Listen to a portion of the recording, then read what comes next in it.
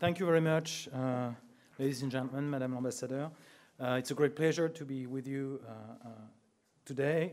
Thanks to the Institute of International and European Affairs for inviting me here, for this great opportunity to address some of your top foreign and defense people here in Ireland, and also to come to Dublin, which is for me a first time, so I'm very happy, doubly happy to be here. I should point out right away that what I'm going to say reflects only my own views. It's absolutely not an official interpretation. It's not even an Ifri interpretation, if that exists, which I'm not sure it does. So, is there something new, was the question I asked under Sarkozy. And let me answer that question right away and then move on from here. Yes, actually there is quite a lot that is new, both in terms of security and defense policy. But also there is a good deal of continuity, especially in terms of the objectives that this government is looking for. Regarding what's new, I think the elements are fairly obvious. All of you know of them. First, the reintegration into NATO. That's not how we call it. We call it the full participation into NATO. But you know, it's in English. I haven't found a decent translation of the official French line for that. So let's call it reintegration. It's much simpler. Also, of course, the improvement, the significant improvement of French-US relations, and more generally the rebalancing of French policy between what we call in France the Anglo-Saxons, and on the one hand, and continental Europe and Germany on the other. In terms of defense policy, the Franco-British agreement of last November that you just referred to, Mr. Chairman, could prove a game changer, obviously, provided the right conditions are met. In pure defense terms, the outcome of that new entente in my view, shall prove or might prove much more important than all the institutional arrangements that we can think of, whether they take place within NATO or within the EU. And I'm going to try and explain that. Whether those changes will endure is, I think, another matter. There is a risk of a change in policy next year with the coming election. There is a risk that the socialist candidate, for instance, will undo not everything, but a good part of what has been done by what has been put in motion by Sarkozy. And beyond that, I think the real question is whether our security and defense policy will align with one another the way they used to under de Gaulle and for the best part of the Cold War, but didn't actually succeed in doing that afterwards in the 90s and up to Sarkozy. So I'm going to try and explain all of that.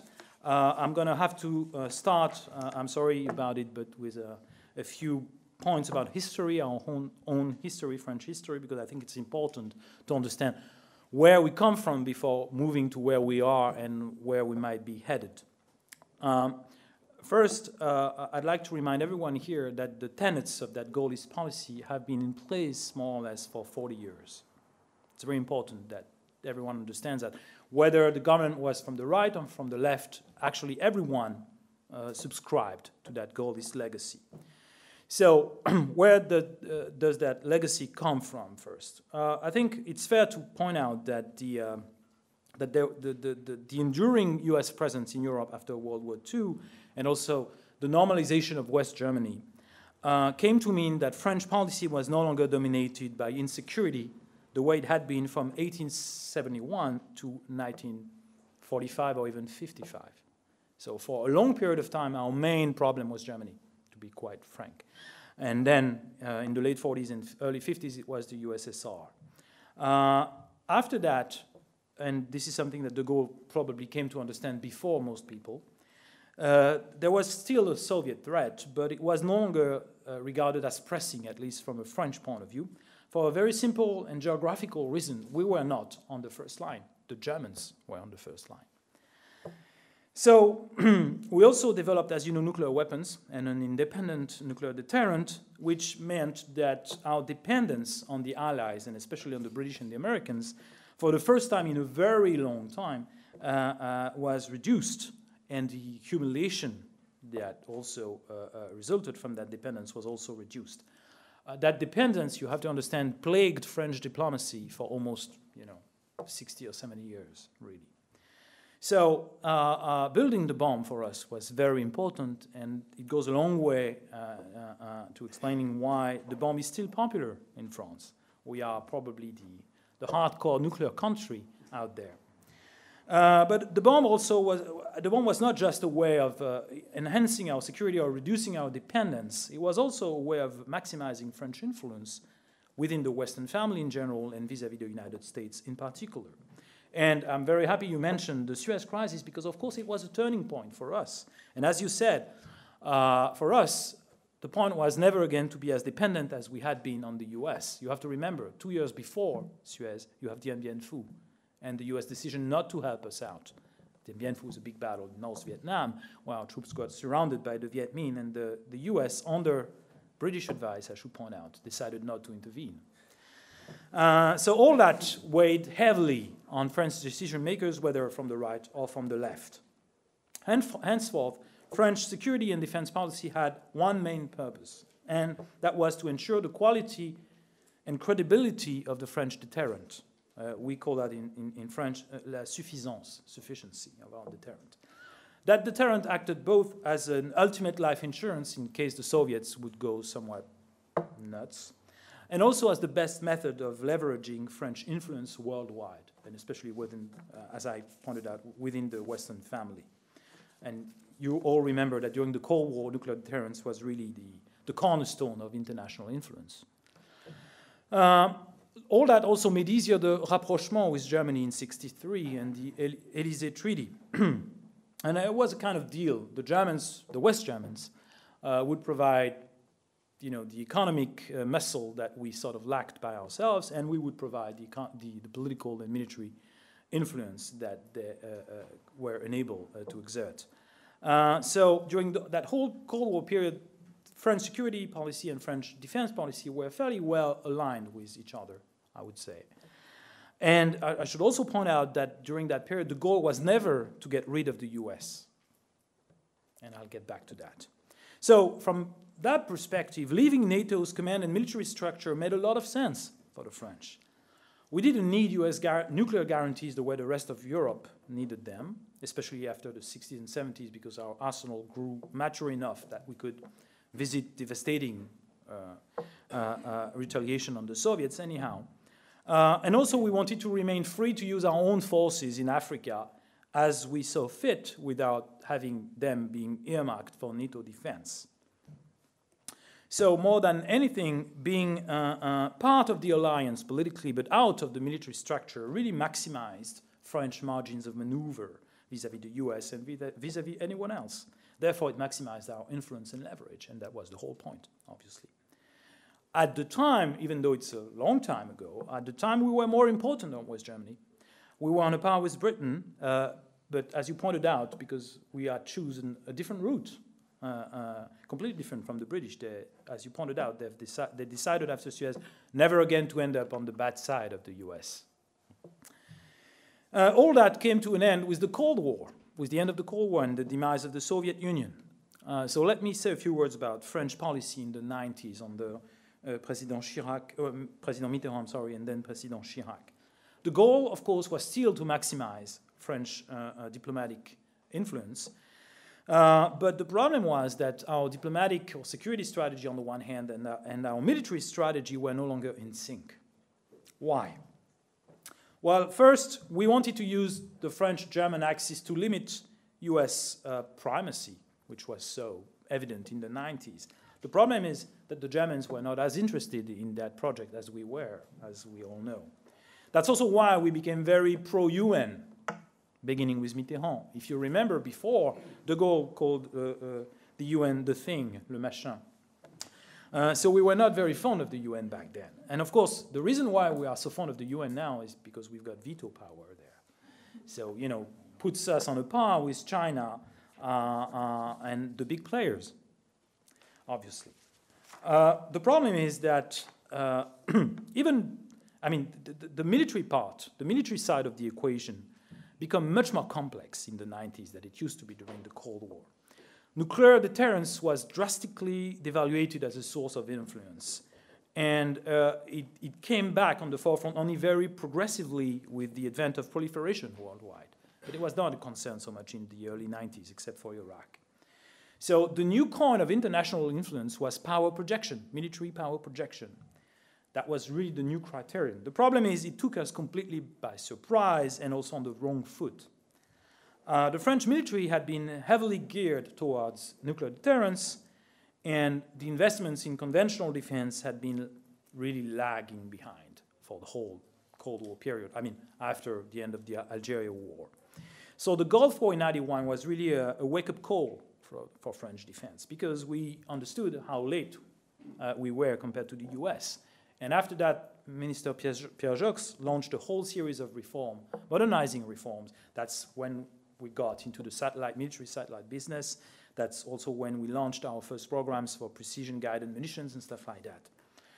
So since 91, we've spent almost the last 20 years running behind the United States, and like the British, by the way, partly exhausting ourselves financially in the process of trying to catch up militarily with US conventional forces. During the Cold War, our conventional forces relied on conscription, as you know. It's even a French invention, actually.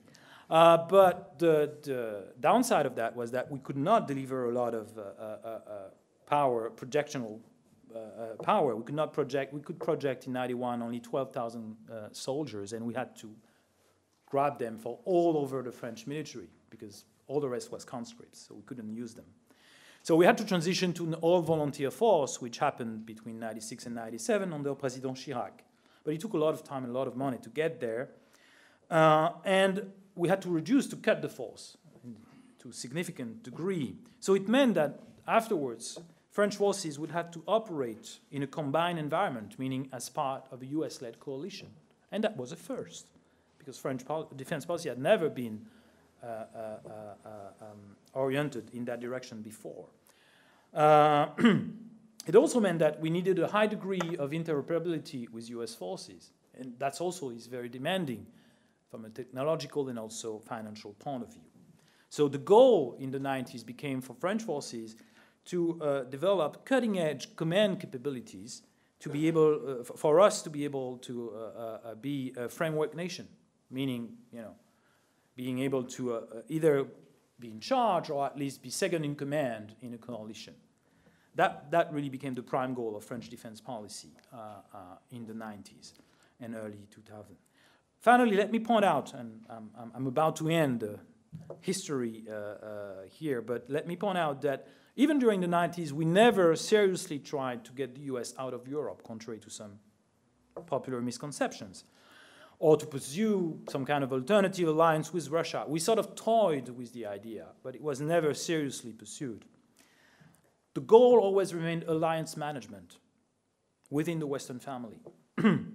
And we were happy for the US to continue to extend their security guarantee to Europe, obviously. But we wanted them to remain in the background. And we wanted Europeans to be able to manage their own affairs without US interference, let's put it that way. The problem is that our European partners never agreed to that goal, by and large.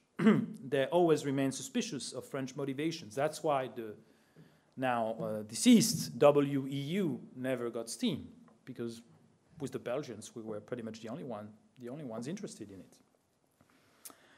So that leads us to pretty much not now, but let's say the end of the Chirac presidency and then Sarkozy. US power and influence were so great for the past 15 years that French attempts at limiting them were bound to fail anyway. And French leaders, whether from the right or from the left, were ambivalent anyway. More often than not, I mean, they would say that they were in favor of a multipolar world. But as you know, decision makers are not necessarily big fan of international relations theory. So they're not quite clear about the difference between multipolar and multilateral. What they were saying multipolar, what they really meant, of course, was a multilateral setting. They wanted the US to agree to share the decision making and not make all the decisions by themselves. So this is more or less the situation we found ourselves, but there is one last thing that I need to mention because it's the explanation of where we are now, and that's, of course, the defense cuts that took place during the 90s and since then. bit by bit, slowly, those defense cuts really eroded the foundation of French and also of British military power during the whole period. All those contradictions came to a head, I would suggest, with the crisis of Iraq in 2003. The French were ready to oppose, as you know, to oppose US policy head-on. Actually, we even, in a way, did the work of the Russians and the Chinese directly and saved them a lot of diplomatic trouble. We were ready to do that, even if it meant, at the time, damaging European unity, and therefore reducing the chance that our European partners would agree to give some teeth to ESDP, for instance. It was the same man, President Chirac, who had attempted to negotiate our return to NATO in '96, who was now opposing so vehemently the US in 2003. So that's a good example of French ambivalence about NATO, about the relation to the US, and also the relation to our European partners. Second source of ambivalence is, of course, Germany. Germany is France's main political and economic and trade partner. Well, as for now, because maybe tomorrow China will be Germany's main trading partner. The problem with the Germans is that they are not really interested in leveraging influence through military power, as we all know. So here, again, our main partner in Europe was the UK, as is evident from the Saint-Malo Agreement of '98.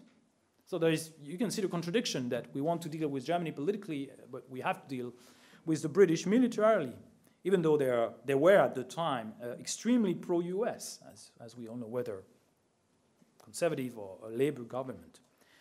So French governments, up to Sarkozy, always hesitated between two different routes or temptations: back into the Atlantic fold, or onwards with Europe puissance, as the French saying goes.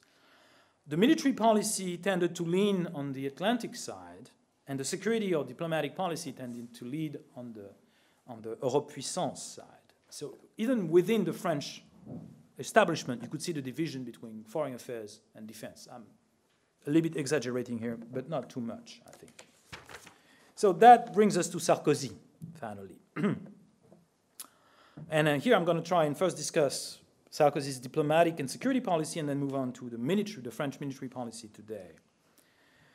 First, we have to talk about the man for a few seconds, because obviously in the French system, the president is an extremely important figure. Well, it's no surprise, I guess, that Sarkozy is much more pro-US than Chirac or Mitterrand ever were. Everyone knows that. He's much more of an Atlanticist, and also is not part of the same generation. Someone like Mitterrand could remember the 30s, could remember Suez and stuff like that. Sarkozy has absolutely none of those memories. And it's the same, I guess, for the staff around him. So it's a new generation, frankly speaking. And generations matter in international relations, I would offer at least. His foreign policy was really about trying to solve the inner contradictions between the neo-Gaullist policies of the 90s and the reality of the world we found ourselves into. And what he wanted to do was aligning more closely our security policy and our military means and our military policy, because they had been, following diverging path in the 90s. So the first step was, of course, getting back into NATO's military structure, first as a way to mend French-US relations once and for all, but also as a way to effect a real change in the French diplomatic rhetoric. I mean, all our diplomats and also experts, we've been trained for so long to offer that small music that's a little bit different from the rest of Europe regarding NATO. So it was felt that we needed to change the rhetoric, and the best way to do that and to force generations of diplomats to do that, and also military officers, was to get back into NATO. Participating in combat operations in Afghanistan, beginning in 2007, was also considered alliance management, show of goodwill to the Americans. We can discuss that later on in the Q&A. I would say it's a shaky foundation for actually committing troops to combat, and we can see the result today in French domestic politics. But that's another story.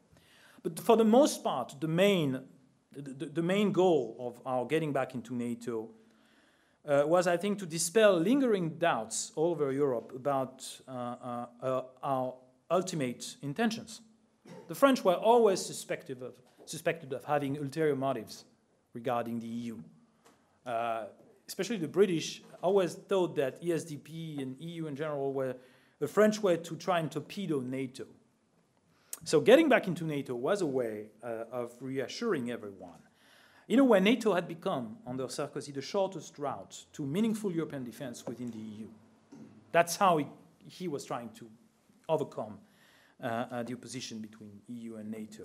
And he also made pledges that getting back into NATO would actually enhance European defense, and that we would offer, we would make proposals here. And he's made pledges here that will be reminded to him, I think, next year with the coming election.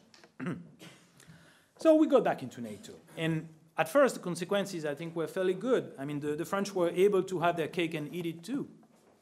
On the one hand, we got much more influence within NATO. We got ACT, the command in Norfolk.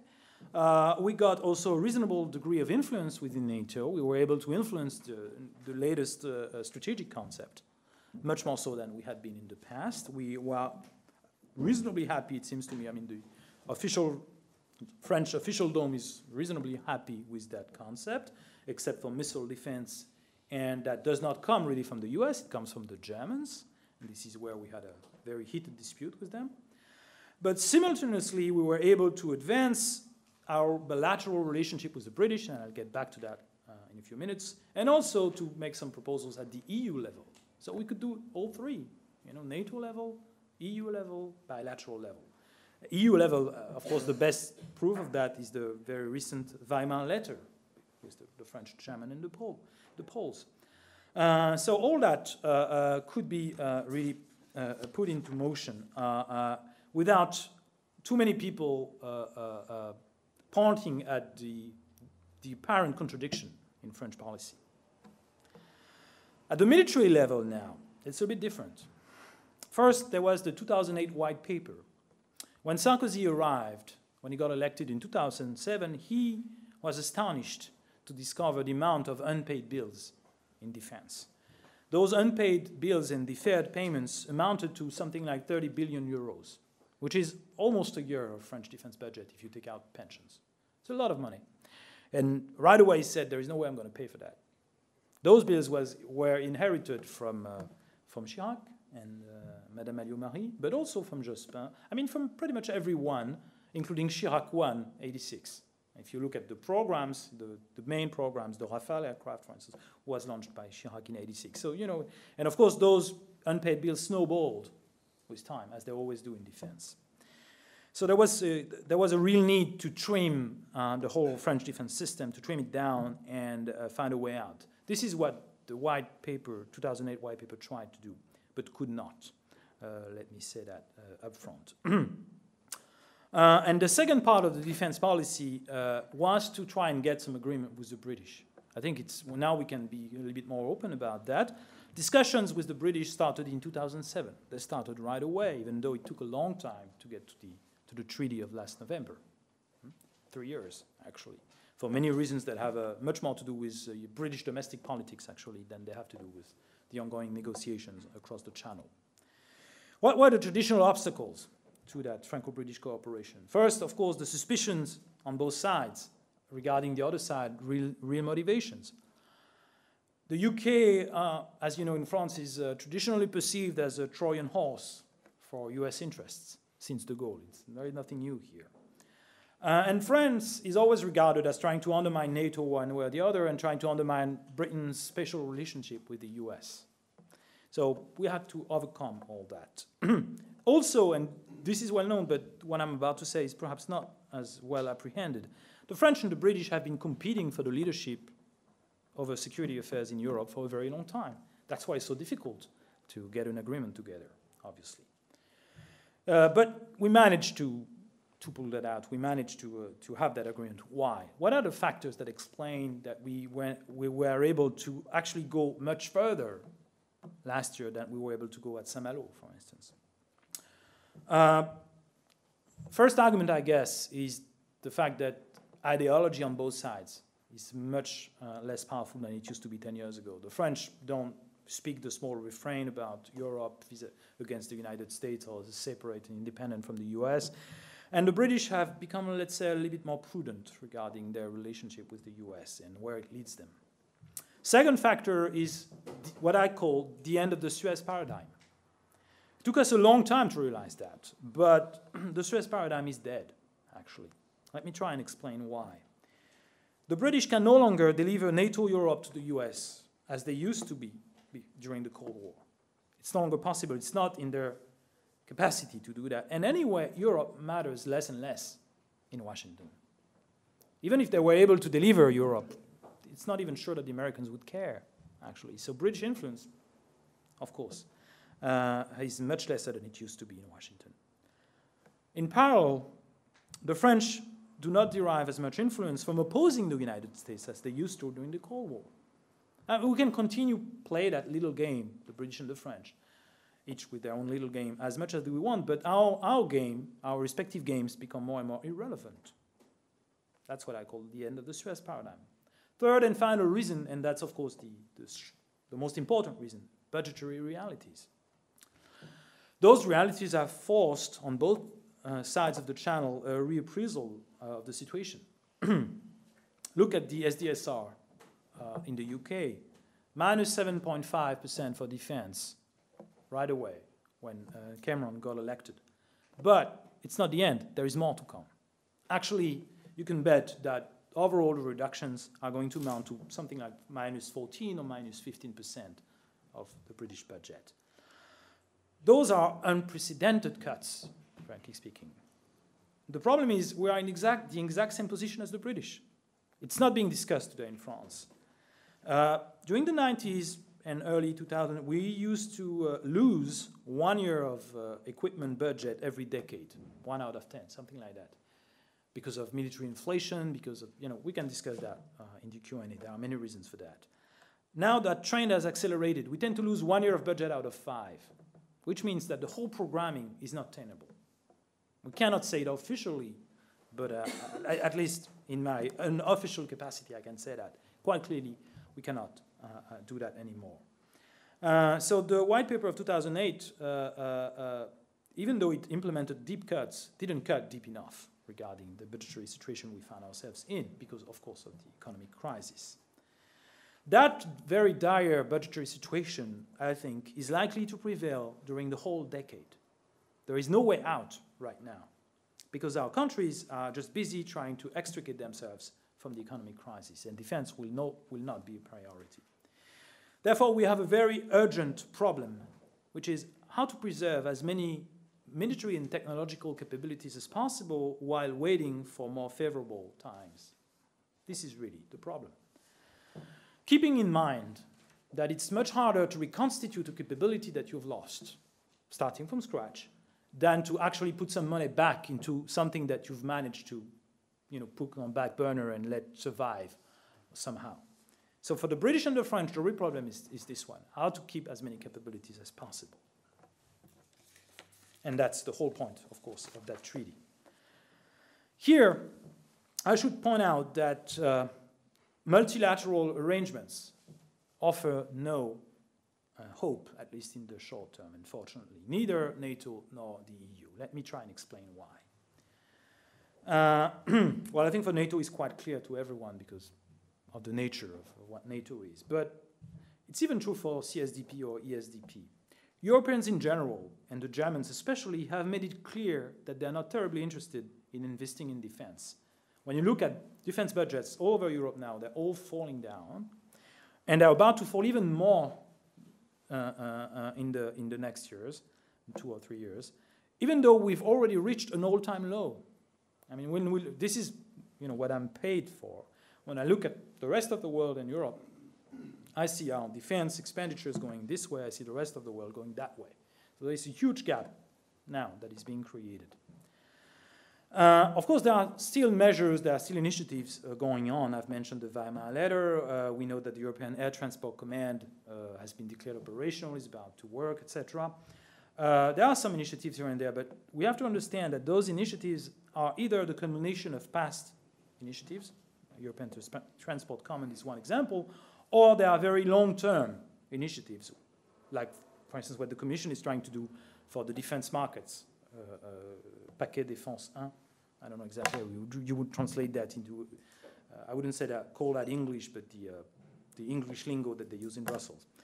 All that is very long term. It's not going to save us right now and for the next 5 years. And when you look at ESDP or CSDP is a crisis management tool, and it's a fairly successful management tool, I would offer, but it's not European defense. We have to be quite clear about that. It doesn't mean that it's useless. Actually, I think it is useful for many reasons that we can discuss. I think it's proved fairly effective in Africa. I think when you look at what we've done in Africa together, it's been much more effective and economical than what the UN or anyone else has done, has achieved. But it's not European defense. It's not going to solve the problem of keeping military capabilities from 2011 to 2020. That's the problem. And when you look around, when you look at the landscape, the European landscape, it's quite obvious that a lot of countries are not interested into doing something significant here. They're not interested in investing money in defense. They want to actually divest money from defense, not the other way around. It's quite obvious that some countries that might be interested are just too small. So they don't have that critical mass, they lack critical size, if you want. So if you take those two criteria, critical mass and willingness to do something about defense, it's just two countries. It's the British and the French. It's just a fact now. Might change, but for today, it's just a fact. And the problem is that this overall decline in European military power, which has been evidenced by Afghanistan, is also evidenced by Libya. We can discuss that later on. Is the surest and quickest way, of course, to get the US completely disinterested in European affairs, which is a huge worry in London. And that's why they are now interested in talking to us. But the Franco-British deal is not just about remaining together significant and therefore influential in Washington. It's also about retaining military capabilities pure and simple. And that's also a huge difference with what was done previously, let's say under Chirac. And here what I have in mind is the A400M program, which is a very good case of what we should not do. Previous agreements within the European framework would generally use the military as a way to advance a specific agenda, for instance, EU integration. So the military was just a means to an end. In the Franco-British deal, it's the reverse. We're doing military stuff to do military stuff. There is no other purpose than that. It's an end in itself. Why? Because we want to preserve as much sovereignty as possible, whether, at least from the French side, whether that sovereignty is national or European, only the future will tell. The problem now, the real problem, is to keep those capabilities. How are we going to do that? First, by sharing capabilities, training facilities, platforms like minesweepers, perhaps, even one-day carriers, even though it's difficult, and also launching common projects. And here what I have in mind is, of course, what's in the treaty, and that's UAVs, drones. That's something that the French and the British are trying to do together. Will that Franco-British thing work? That's, of course, the huge question. For that deal to work, there are certain conditions that need to be met. Political conditions and military conditions. Let me try and go over them quickly. The political conditions first. The bilateral dependency has to be minimized whenever possible. No veto. I mean, if we go and build something together and the French tell the British, you won't be able to use that platform unless we agree to it, the deal is dead. It's as simple as that. I would also offer that each side must refrain from making damaging declarations. That's a French specialty here. Claiming that the Franco-British deal is a way to advance European defense. From a British domestic political point of view, that's a non-starter. So you don't want to say that. So we have to keep quiet about it. But the British also would be well advised to keep quiet about what they keep saying, like Mr. Fox today, and Dr. Fox keeps saying that this is the antithesis to European defense. It's not terribly helpful in Paris either. Also, at the political level, we will need to see tangible results fairly quickly and no political reversal, especially with the coming elections in France a year from now. Now, conditions at the military level, and this is really where it gets complicated. the process to work, I think, has to be bottom-up. It has to come from the military itself, because they are the ones who are supposed to implement it. And as you know full well, you can't rule despite your administration. You have to have them work for you and work in the same direction as you are. Otherwise, it's just small talk. So to get the military interested in the project, of course, and to ensure that the military has a buy-in the project, we have to ensure that all the savings that are realized through that bilateral cooperation get back to defense. If that treaty is a way for Treasury and Bercy to get even more money out of defense, the military guys are not going to play ball. They're going to stop right away. Although, you need to give them incentives to play that, because for them it's very difficult for all sorts of reasons, technical reasons, also cultural reasons. Imagine the Royal Navy in some areas falling under the command of the French Navy. So all that has to be sorted out, and it will take time and a lot of effort. What will be the consequences of that Franco-British thing, especially about NATO and the EU? I've seen a lot of people writing comments to the effect that Sarkozy and the Franco-British deal had killed ESDP, or European defense. Well, they have it completely backwards. The Franco-British deal didn't kill European defense for a very simple reason, which is that European defense does not exist as of now. You can't kill it. It hasn't killed the SDP because the SDP has actually delivered in many respects in Africa, and it's, again, a crisis management tool. And we are not touching that in the bilateral treaty. I would even go beyond that. The Franco-British treaty is the only good news in terms of defense in Europe.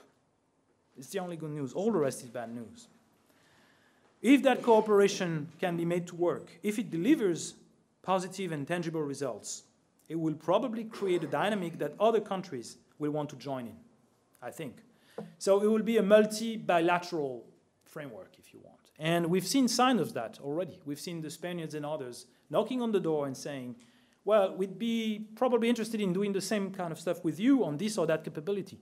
Some of those countries do that on a fairly narrow basis. The Italians are interested in 1 or 2 areas, and that's all. Others are interested in a lot, but they don't have a lot to offer. You will understand why I'm not giving the names. But overall, I think if that works out, others will follow. And even the Germans will have no choice but to follow later on in 4 or 5 or 6 years from now. The main point, the important point is this one. If that cooperation works out, it will ensure that there are some significant military capabilities left in Europe in 10 years from now, and that is the whole point of that treaty. For that reason, it will be the foundation, it might be later on the foundation of a wider European level initiative in defense, a real initiative. I'm not talking about just documents and declarations of goodwill. I'm talking of something that actually has steam. Finally, it seems to me that we've moved past.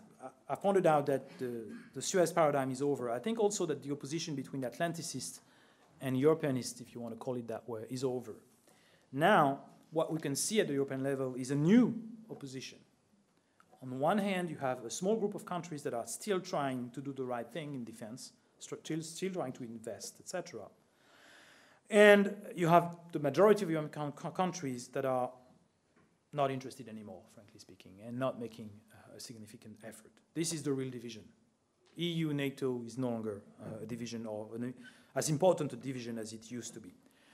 So we have to be very pragmatic. We have to accept, and here I think Sarkozy is right. Doesn't mean he's right everywhere, of course, including in defense, but here I think he's got good judgment. We have to accept that sort of fuzzy situation where we're going to pursue bilateral agreements and also agreements at the European level and also at the NATO level, all at the same time. It seems to run counter to le cartésianisme français, right? Because we French like to have things, in well-defined boxes. But that's the world we find ourselves in. And second, also, we should not forget that de Gaulle himself was a great, great pragmatist. So he would perfectly understand why we have to do that now this way, I think. It's part and parcel, I think, of de Gaulle's legacy. Final point, it's not just about us. For that deal to work, we have to have US blessing. We have to have US blessing because we need to reassure the British because they are really dead scared about American reactions, but I think it's already almost settled. But it's not just a green light from Washington that we need.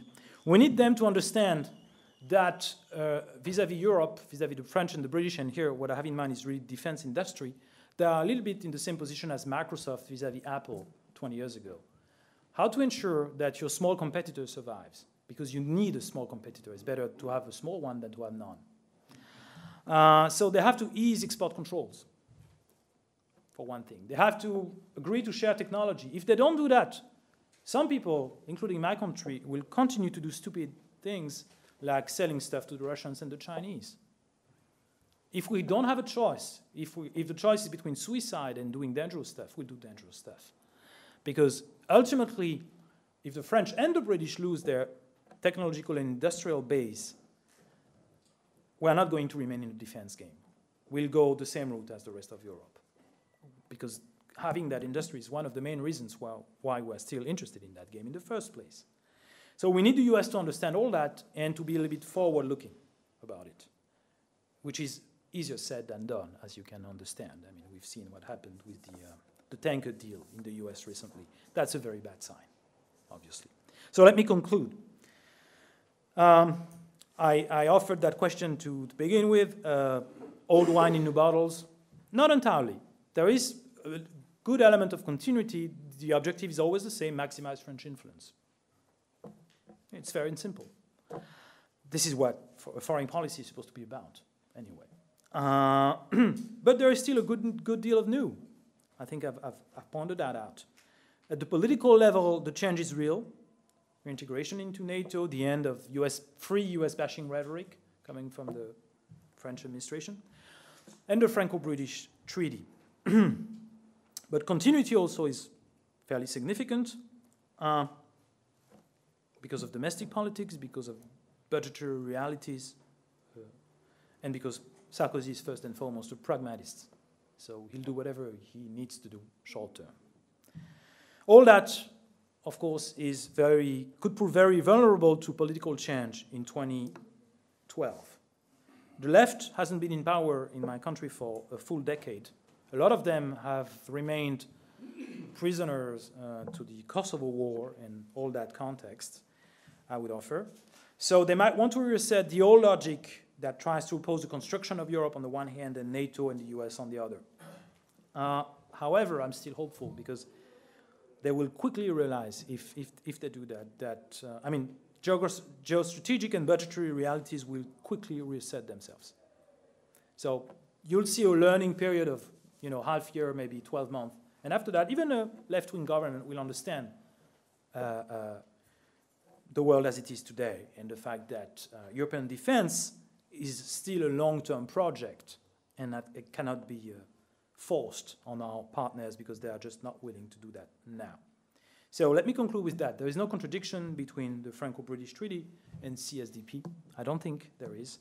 And I think the Franco-British thing is our best hope and probably also our last hope of preserving some defense capabilities out of that decade we are facing now. Thank you very much.